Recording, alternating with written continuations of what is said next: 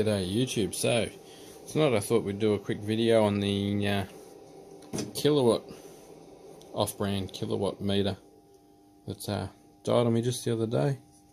This one was picked up from a hardware store. We've got some other ones there, an Arlec brand one, which are a little bit more square, and those always seem to be good.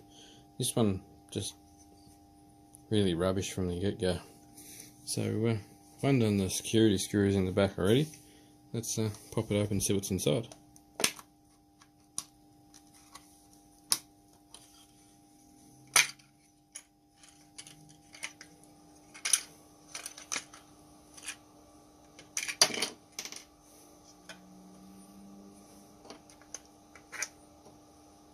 So they're obviously multi-configurable by how that fits in the front and how the terminals come out of it.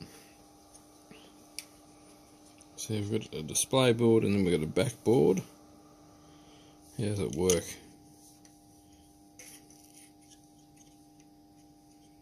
Okay, so you've got your top left active pin.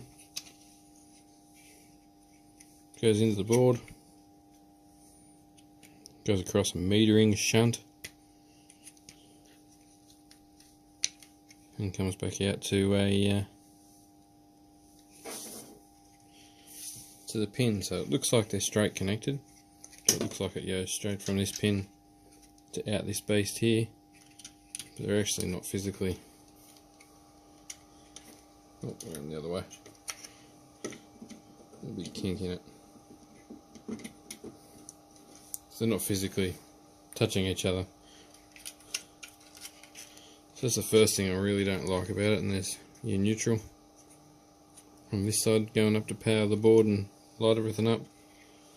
So here is melted resistor on the board. There it is, found it already. That's what's wrong.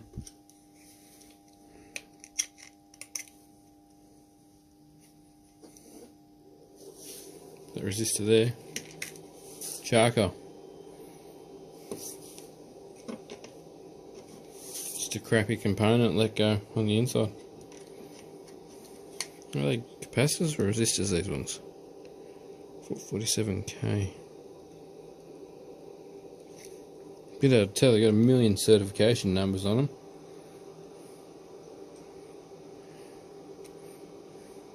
.447k. I wouldn't think they'd be resistors. Should be.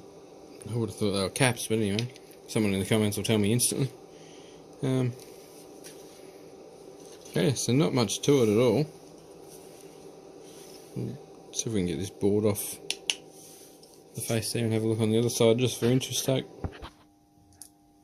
Alright, so I've got it out.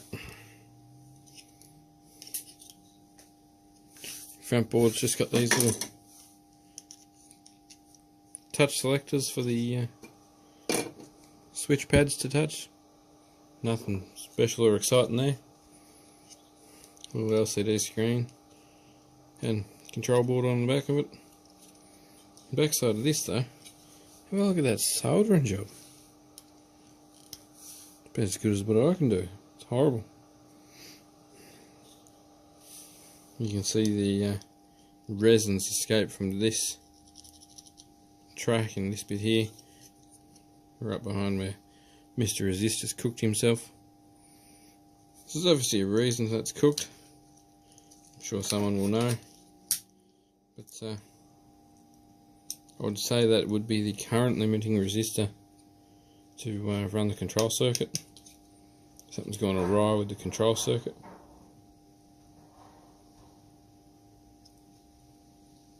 That was the long and short of what happened.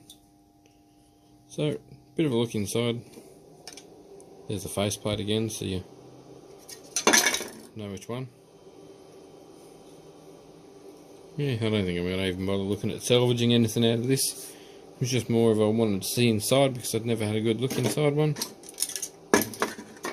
If these contacts are good, they might be like a nickel plated copper or something, but I can't see any use for them, or can't imagine them being super easy to get out. You can tell the design of this is really universal because that just snaps in there in one big chunk. So I snap in the Australian pins for us, and some poor bugger in the factory snaps them together to whatever country they're heading to. Anyway, quick teardown to have a look inside, so you don't have to wreck yours. Thanks for watching. More videos up here. Thanks for subscribing. Catch you on the next video.